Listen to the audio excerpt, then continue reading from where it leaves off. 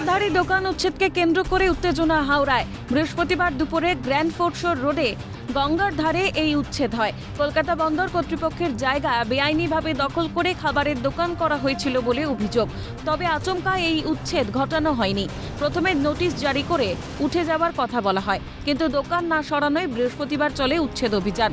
অপ্রীতিকর অবস্থা এড়াতে মোতায়েন ছিল বিশাল পুলিশ বাহিনী। তবে ব্যবসায়ীদের দাবি, তাদের রেজিস্ট্রেশন করে ভাড়া দেওয়ার কথা বলা হলেও উঠিয়ে দেওয়া হচ্ছে। বিষয়টি পুনর্বিবেচনা করার দাবি ব্যবসায়ীদের। হ্যাঁ, আমরা নিজেদের থেকে দোকান করেছিলাম, নিজের পেট চালানোর জন্য দোকান করেছিলাম।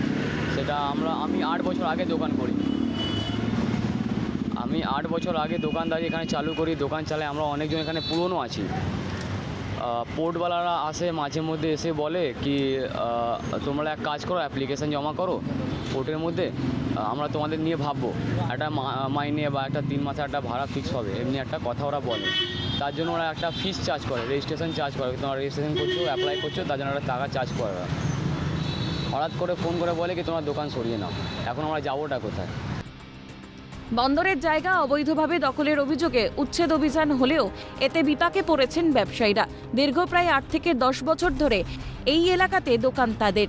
এখান থেকেই জোগাড় হয় দুমুঠো অন্নের। এদিকে বিকল্প জায়গার ব্যবস্থা না হওয়ায় সমস্যার সমাধান সম্ভব নয়। এখন কতদিনে এই সমস্যার সুরাহা হবে, কতদিনেই বা বিকল্প জায়গা খুঁজে পাবেন ব্যবসায়ীরা, সেটাই দেখার। হাওড়া থেকে দেবকুমার দেওয়ের রিপোর্ট, ক্যালকাটা নিউজ।